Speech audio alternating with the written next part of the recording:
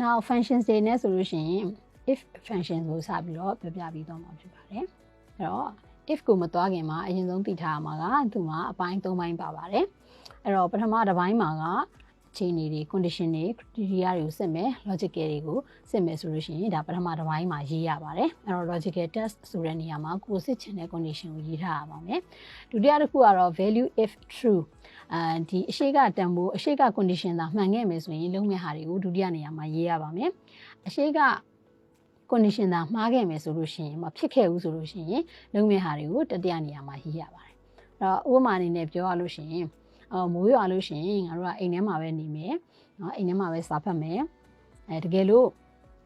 မိုးမရွာခဲ့ဘူးဆိုလို့ရှိရင်အပြင်သွားမယ်ဆိုလို့ရှိရင်ဒီနေရာမှာမိုးရွာလားမရွာလားပထမနေရာမှာစစ်ရမှာဖြစ်ပါတယ်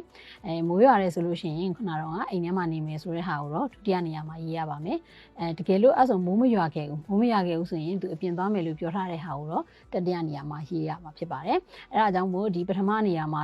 ပြောတဲ့ဟာတွေကိုရေးတဲ့ဟာတွေကို condition စစ်တယ်ဒါမှမဟုတ်ရင် logical လို့လည်းခေါ်ပါတယ်သူရဲ့စစ်ချင်တဲ့အခြေအနေတွေကိုပထမနေရာမှာရေးရပါတယ်အဲ့တော့ဒီ၃ပိုင်းရှိတဲ့နေရာမှာတစ်ခုပြီးသွားတိုင်းကော်မာလေးတွေခံပြီးတော့ရေးရပါမယ်ဒါသူရဲ့ syntax ပါဒီမှာတော့နမူနာအနေနဲ့ equation လေးတစ်ခုပြထားပါတယ်သူရဲ့ h4 ပေါ့နော်ဒီ cell reference က h4 ဆိုတဲ့နေရာမှာရေးထားတဲ့တန်ဖိုးကတဲ့100နဲ့100အောက်ဖြစ်နေခဲ့တယ်ဆိုလို့ရှိရင်သူက within budget လို့သူပေါ်ချင်ပါတယ်အဲ့ဒါဆိုလို့ရှိရင်100နဲ့100အောက်မဟုတ်ဘူးဆိုတော့100ရဲ့အထက်ဆိုလို့ရှိရင်သူက over budget လို့ပေါ်ချင်ပါတယ်အဲ့တော့အဲ့ဒီ equation လေးကိုဒီ status ဆိုတဲ့နေရာမှာသုံးကြည့်ပါမယ်အဲ့တော့ if လို့စရေးလိုက်ပြီးရင်သူ့ကိုလက်သေးခွင်းလေးဖွင့်မယ်ဒါဆိုလို့ရှိရင်သူ့ရဲ့ရေးရတဲ့ပုံစံလေးအောက်မှာပြပေးထားပါတယ်အရင်ဆုံးသူ့ရဲ့ logical test เนาะ logical test အရာခုနက h4 ဆိုတဲ့ဒီနာတန်ဖိုးကိုခေါ်လိုက်ပါမယ်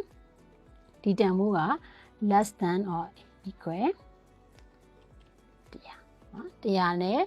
ငယ်တယ်ဆိုရင်ဒီမှာဘာပေါ်ချင်တာလဲပေါ်ချင်တာကစာသား character ဖြစ်တဲ့အတွက် double quote ထဲမှာထည့်ရေးရပါမယ်within budget လို့ပေါ်ချင်တာပါ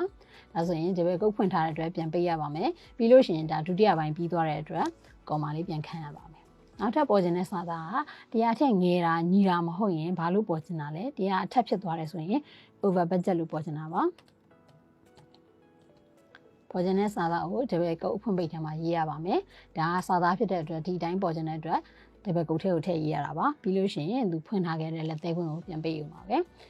ရင်အန်တာခောက်ချလိုက်ယူပါပဲ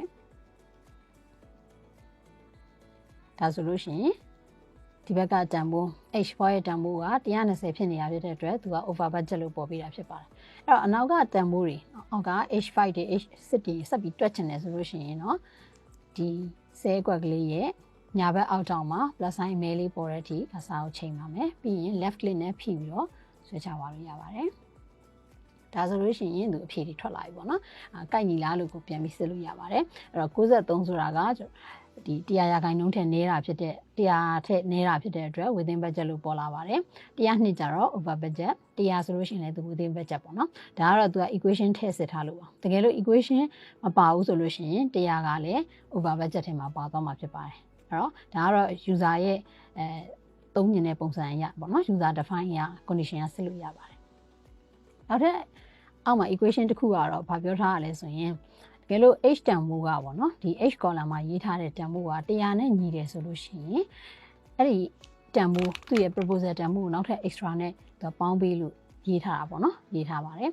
တကယ်လို့100နဲ့မညီဘူးပေါ့နော်100ထက်ငင်းနေတယ်100ထက်များနေတယ်ဆိုရင်ဒီနေရာမှာသူက space ပေါ်ခြင်းတဲ့သဘောမှရှိပါတယ်အဲကြောင့်မို့သူ double quote လေးနဲ့ရေးထားဖြစ်ပါတယ်အဲ့ဒါလေးကိုဒီမှာတစ်ချက်ဆန်းပြပါမယ်equal if လက်သေးခွင်းဖွင့်ရပါမယ်ဖွင့်ပြီးလို့ရှိရင်ဒီနားလေးက h ရဲ့ h4 ရဲ့တန်ဖိုးเนาะ h4 ရဲ့တန်ဖိုးက100နဲ့ညီလားလို့သူစစ်ပါမယ်ဆက်လိုက်လို့100နဲ့ညီတယ်ဆိုလို့ရှိရင်အဲ့ဒီ h4 ရဲ့တန်ဖိုးကိုပဲဒီဘက်က iPhone နဲ့သူပေါင်းနေတာပါပေါင်းပြီးရင်ဒုတိယပိုင်းပြီးသွားတဲ့အတွက် comma ခံပါမယ်နောက်တစ်ခုကကြတော့တကယ်လို့100နဲ့မညီဘူးပေါ့နော်100ထက်များနေတယ်နည်းနေတယ်ဆိုရင်သူကအဲ့နေရာမှာ space ပဲပေါ်ချင်ပါတယ် blank ဖြစ်ချင်ပါတယ်အဲအကြောင်းမို့လို့လက်သေးခွင်းအဖွင့်ပိတ်လေးထည့်ပါတယ်ပြီးရင်လက်သေးခွင်းပိတ်မယ်ပေါ့နော်ဒီမှာတော့မျက်တောင်ဖွင့်ပိတ်လေးထည့်ပါမယ် ဒါဆိုလို့ရှိရင်120ဖြစ်တဲ့အတွက်ဒီမှာ100နဲ့မညီတဲ့အတွက်ဘာမှပေါ်တာမဟုတ်ပါဘူးเนาะသူပြောထားတဲ့အတိုင်းပဲ space ပဲပေါ်ခြင်းတဲ့အတွက် space ပြင်ဆွဲချလိုက်မယ်ဒါဆိုရင်100နဲ့ညီတဲ့နေရာတွေမှာသူ့ရဲ့ဒီဘက်က extra တန်ဖိုးနဲ့ပေါင်းပြီးသားတွေထွက်လာတာပါအဲ့တော့ဒီနေရာမှာ space မပေါ်ခြင်းဘူး0ပေါ်ခြင်းတယ်ဆိုလို့ရှိရင်အဲ့ဒီ space နေရာမှာလက်တောင်ဖွင့်ပိတ်နေရာမှာဒီ formula ဘားထဲမှာသွားပြင်လို့ရပါတယ်0လို့ထည့်လိုက်တယ်ဆိုလို့ရှိရင်လည်းသူက0လို့ပေါ်ပေးမယ်အောက်ကတန်ဖိုးတွေအတွက်ကတော့ထပ်ပြီးတော့ပြန်ပြီးဆွဲချပြရမှာဖြစ်ပါတယ်0မရေးဘဲနဲ့ကော်မာနောက်မှာဒီတိုင်းထားခဲ့မယ်ဆိုရင်လည်းဒါ0အလုပ်လုပ်ပါတယ်အဲ့တော့ဒီမှာသတိထားရမှာက character တွေပေါ်ခြင်းနဲ့စာသားတွေပေါ်ခြင်းနဲ့ဆိုရင်တော့တပည့်ကုတ်ကိုသုံးအောင်မှာဖြစ်ပြီးတော့ calculation လုပ်တဲ့ဟာတွေမှာတော့တပည့်ကုတ်သုံးစရာမလိုပါဘူး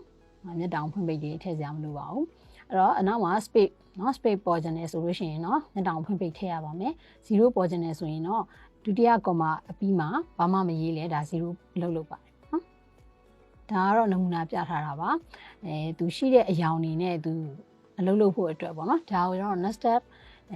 if လို့ခေါ်ပါတယ် next step if เนาะ if တွေထပ်ပြီးရေးထားတာပါအဲ့တော့သူကဒီမှာသူရေးထားတဲ့အရာဆိုလို့ရှိရင် A1 သာ1ဖြစ်ခဲ့မယ်ဆိုရင်အယောင်က red လို့ပေါ်မှာပါအဲ့တော့1မဟုတ်တဲ့တခြားဟာတွေဆိုရင်သူလုံးမဲ့ဟာကိုကော်မာဆိုပြီးတတိယပိုင်းနေရာမှာနောက်ထပ် if တစ်ခုထည့်ရေးထားတာပါတကယ်လို့ A1 က2သာဖြစ်ခဲ့မယ်ဆိုရင်သူက blue လို့ပေါ်ပါမယ်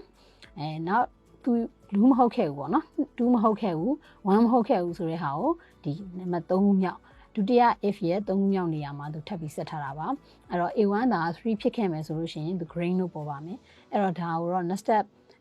if လို့ခေါ်ပါတယ်အဲ့တော့သူ့ရဲ့လက်သေးခွင်းတွေတော့မှန်မှန်ကန်ကန်ပိတ်ဖို့လိုပါတယ်